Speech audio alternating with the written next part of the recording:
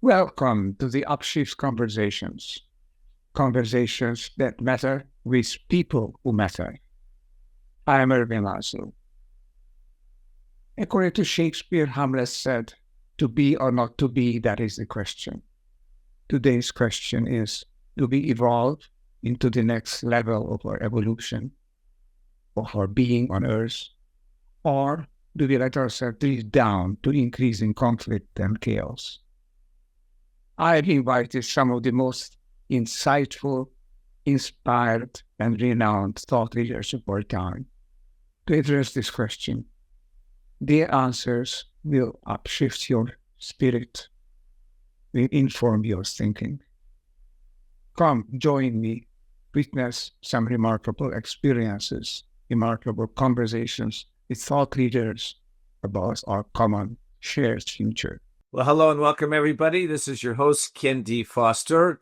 Today, I'm speaking with Dr. Ervin Lazlo and our very special guest, Karen Lorre. And as you know, we've been doing these Upshift conversations to be able to help you to make the personal transformations that are necessary to become part of the solution and instead of part of the problem, and upshift consciousness in so many different ways. Today is a day that we can all upshift our consciousness. And as I mentioned to you in some of the other programs we've done, I highly encourage you to not only listen carefully to this discussion, but also to go back and repeat it several times. If you do that, it's going to sink in. You're going to be able to not just get more information, but you're going to be able to have realization and start to apply these principles that Dr. Lazlo and Karen Lorre are going to talk about today.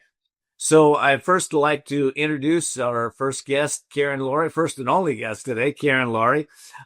Karen is an amazing lady. I've known her for a while now, and she is an insightful author and a thought leader. She's dedicated to the art of human thriving. She's best known for her book, Chronic Pleasure, along with two other titles in the Chronic series, where she explores practical pathways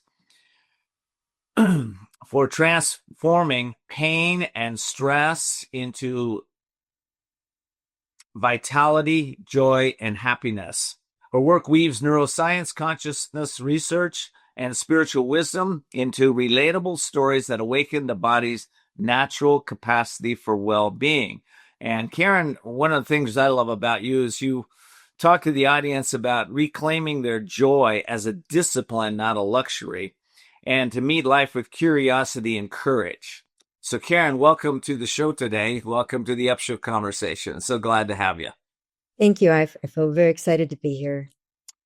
Well, Dr. Lazlo has had several of these amazing conversations, and today I thought we'd kind of explore transforming pain into an evolutionary fuel. And I know that, I'm not talking about, pain is something that we, what I want to say is embraced in a negative way. We embrace it in a positive way because once we see it, it helps us transform our energy, our thoughts, our thinking, and becomes part of the Akashic perspective. And where Dr. Lazlo sees that maybe as a disruptor, but not as something that's negative in any way. So we're gonna explore some of these concepts around this. And Ervin, you want to start us out a little bit? Yes. I want to suggest right away a key element of all transformations, of all progress, is to be conscious of the nature of progress in the universe and in us. That means being holotropic, consciously holotropic. To my mind, that is the key to progress, both individual and collective. Because then we'll be aligned with organization, with progress, with evolution. And this alignment assures that we are moving ahead individually and collectively. So my suggestion is to consider what it means to be consciously holotropic, and what it means to be holotropic, but first of all, of course, to be consciously that, and accelerate the process of evolution instead of entrusting it to chance. Become consciously holotropic. That means we become consciously one. Is the universal motion toward our oneness and wholeness in the world. So I have a great pleasure to have Karen here today as a guest, and I look forward to learning from her work and what she's doing, and how we can all consciously transform our pain and stress into a positive impetus of furthering evolution in the universe. Well, Karen, let me ask you. The Dr. Lazlo is talking about the universe is conscious. The universe is holotropic. I didn't ask him if it's holographic, but I got a feeling it is too. How does your work tie into this? And being able to help individuals to step into a more conscious way of living. Well, first, I really appreciate what you said, Dr. Lazlo, and I call it the internet, INNER, that we're all connected. And so if one person starts to take, most pain comes from a misperception of something. And if we kind of look deeper and go, okay, what is this pain telling me I don't want? And what is it telling me I do want? And you start to focus on what you do want, and you become that as best you can. What happens is the pain can't abide in that way. And then as you go through the world, at least in my experience, wherever you're going, you are embodying this new consciousness of freedom and love and joy, and it ends up affecting everybody in your path. Everybody becomes more aware of something, whether they embrace it fully or not, but it does start on that. I think it starts on the individual, and then it can radiate out to everyone. And I have seen just with pain, every time I've had any pain, when I've turned my attention to what I actually want, usually the pain inspires it. I don't want to be frustrated. I want to feel acceptance, or I want to feel love. That shifts. That was talking about emotional pain, or even if I have a pain in my body, it's almost always that, I need to exercise more. I need to sleep better, something that changes it. And when I get that freedom, it makes everything so much easier. And I do talk about joy, not as being a discipline, but as being a blisscipline. Like if you find your bliss, you will naturally be inspiring more and more people in bliss around you. And bliss makes change easy. Bliss, to my mind, is to be aligned, to be one with the universal tendency towards wholeness. Mm-hmm. Allow that wholeness to penetrate your life and the life of people around you. If Karen's work can help on that, I think that is a great evolutionary boost. We should not try to buck evolution and go in some own way, own direction. Adopt as the evolution your own direction, as your own organization, as your own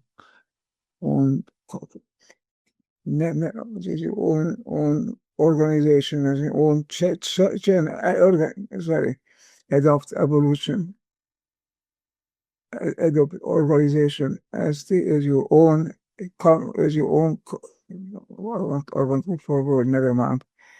As your own requirement, as your own necessity, as your own challenge, I want to say, Yeah.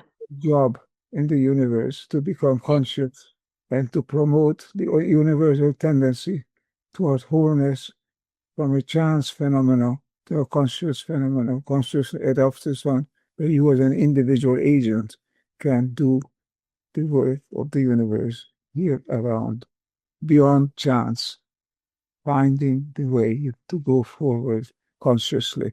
That is my message I think it can be done. I've written several books. We've done so many tests, so many conversations on this topic.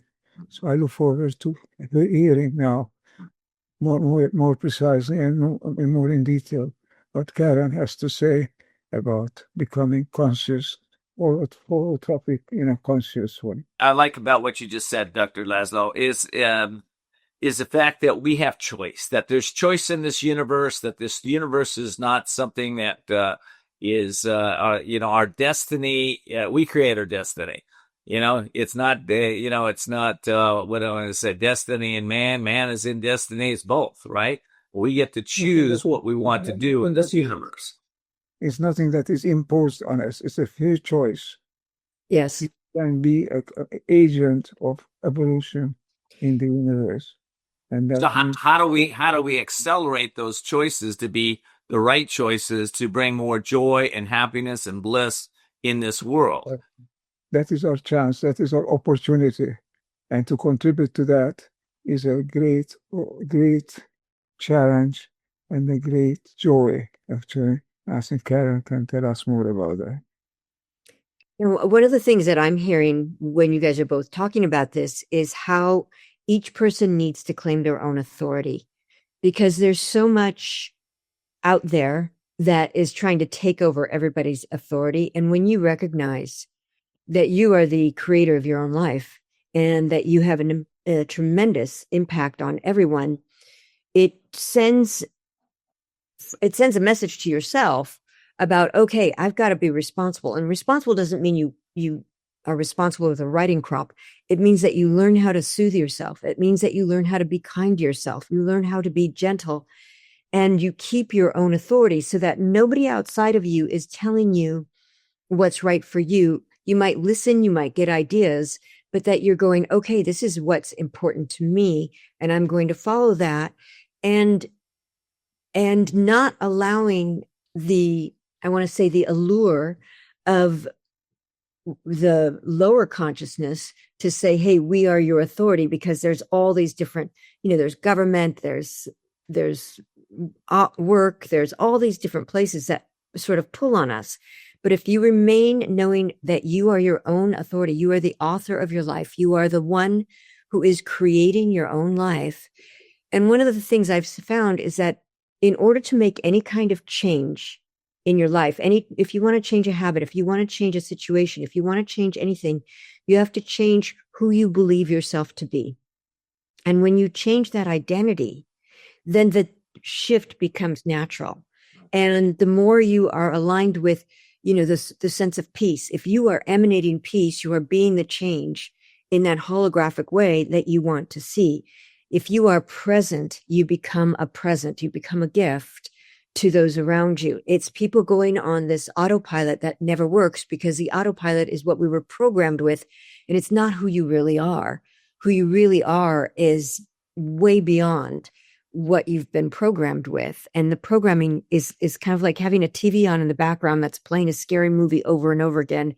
It's not you. You are a sovereign being. You are your own authority. You are creating your own life, and you get to create it the way you want to. And if we create in a way where it feels good to us, we'll always be contributing to the holotropic, to the whole growth of the world. Yeah, and you're really summarizing beautifully what I call the sacred quest. This is a sacred quest, because there is nothing higher than this. This is the best thing that you can do, and you are obliged to do, because you are a conscious human being. Therefore, you can become consciously a positive part of the evolutionary process. This is a sacred quest. And this is, you understanding it is as a conscious quest is the key to happiness, I think, for yourself and for those around you. Mm. I would ask this for both of you: is reclaiming the sacred quest, is that what is going to move us forward collectively and maybe solve a lot of our problems on this planet? To my mind, the answer is yes, but I want to hear Karen. I agree. To me, it seems like, you get one person who's in alignment is more powerful than millions who aren't. And so one person who is composed, who is comfortable, who is feeling safe, is emanating that out. And there's no, they've only measured it out, I think, like to 6 feet or something, but I believe we just are connecting because I know that when I shift some belief about myself, people I don't even know start using almost the very same words to me that I've used towards myself. And and these are people all over the world, like through social media or something. They'll say almost verbatim what I'm thinking about my new belief about myself or my current thoughtfulness about myself. And so I feel like we are all emanating an energy, and to be responsible for that means I'm going to be gentle with myself. I'm going to be kind. I'm going to soothe myself. I'm going to focus on something that feels good. And it might be something simple, like, the fact that there are trees or that there's a sun that shines every day. Even if you can't see it, it's still shining. And there's so much that we can appreciate. If you take a walk, every step you're taking, you're being supported. Like the road isn't just disappearing right in front of you usually. And so the more that you recognize that you're being supported, the universe is so loving and so conscious and so supportive. And when you tap into that, life becomes easier and you become the light that lights up other people. Just like, if you have a candle, one candle lights, another candle lights, another candle lights, another candle, and soon the whole world is lit up in this higher consciousness, this consciousness. And then when enough people are lit up, the growth that happens, I feel like I grow all day, every day, because I'm constantly evolving. And that idea of holotropic or whole growth, trophos means growth in Greek, and that whole, or Latin, one of those, and the whole holotropic growth that people can have. It's exciting because literally, if you keep having any kind of thing that you don't want in life, that's the bouncing off place towards what you do want. And then focusing on what you do want and shifting yourself so you become the person who can embody what you do want. It changes everything. We get our power back. That's where you get your authority, is by recognizing that you have the capacity to create your own life. And you have the capacity, through that creation of your own consciousness, through that elevation of your own consciousness, you have the capacity to create a better world for everyone just by your presence. That is the great chance, the great challenge, the great opportunity, the great plus that conscious humans can bring. Not entrusting it to chance, not entrusting it to this Faraday moment, but recognizing that we are holotropic beings, and being consciously holotropic is the way we can respond to the universe. We are the universe. We are part of the process. Become a conscious part, and then you have fulfilled your destiny. We're destined for greatness as long as we can seek out what's within us and allow what's within us to express. What we're talking about is not necessarily our negative qualities, although they can come out too, so we can see what we don't want, maybe, is what Karen said. But then focus on what we do want to bring more consciousness to the universe. So I would just close with this, with you, Karen, and actually I'd like to ask Dr. Lazlo, how do you see the next iteration of civilization? Do you think, Ervin, it's going to require women's wisdom, empathy, social sensory intelligence as maybe some of the central pillars of the next generation here? I just would say it requires waking up. If you are going to be a conscious part of this process, you should wake up. You know what you truly are is a part of the evolutionary process on this earth. And you live up to your destiny when you follow that alignment. and become one. So I think however suffering is involved in this Karen would tells us beautifully whatever other elements are involved. What is necessary is to wake up and to recognize that you are evolution in the universe. It's your destiny. It's your work, your challenge. And that is a great thing. Why we devote this series of evolutionary conversations, of upshift conversations to the whole process of becoming one. Because to become one is to shift up to what you truly are and what the world around is truly can be and will be if you became conscious of what you are. So Karen, let me just bounce that off of you. Alignment with our oneness is what I'm hearing. How do we align with that oneness? To me, it's recognizing that everything is a gift. Everyone is a gift. I love what you said too, Dr. Lazlo. That was beautiful. And I also see it's an honoring of our own physiologies. Like if you're tired, go to sleep. Don't drink coffee. If you're, if you're, eating in a way that's conscious and that's healthy. And one other thing for me is honoring the brilliance of nature. We are nature. And there is an intelligence in the way we are created, in the sense that there's one cell from your mom, one cell from your dad, and now we have trillions of cells, and they're all differentiated, and they're all working together in this beautiful harmony, hopefully. But recognizing that nature, we want to work with nature with respect, and we want to work with the nature of other people and recognize, like Dr. Lazlo, you're very, very intelligent. And it's beautiful to hear how brilliant you are, but also how much you care. And that's such a beautiful combination. And recognizing that everybody has a gift, and the more empathy we have to understand each other, and then to recognize nature. Joel Salatin, he's a regenerative farmer. One of the things he says is you want to caress nature, and nature will give you everything. But most people are trying, most corporations and stuff are trying to force nature to behave a certain way. And if we can learn to caress nature, like I literally pet my plants and talk to them and tell them how great they are.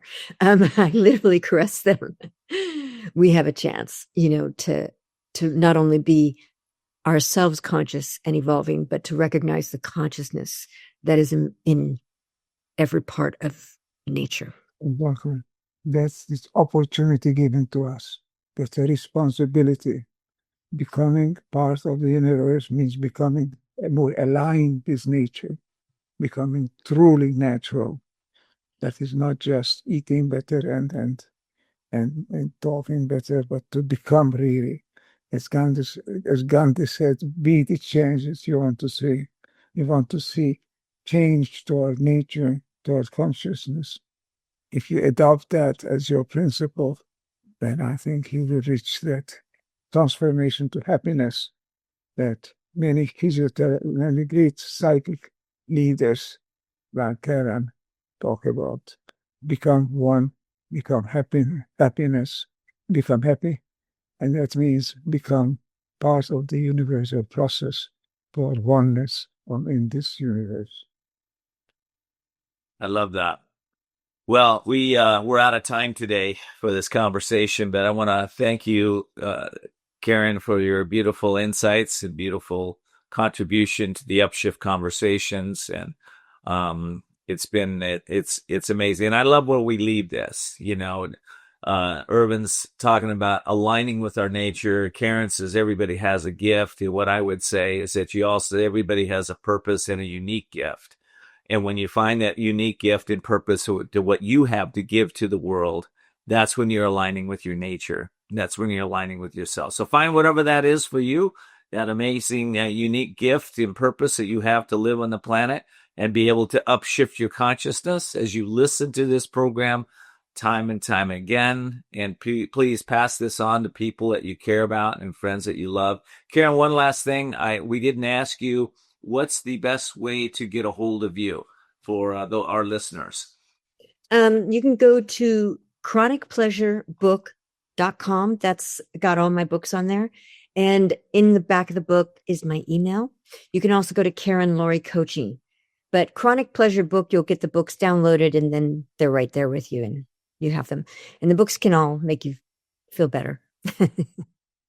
Well, I'll just give you a little endorsement because I read Chronic Pleasure and I have to say it shifted my consciousness into much more pleasure in my life. And thank you for that, Karen.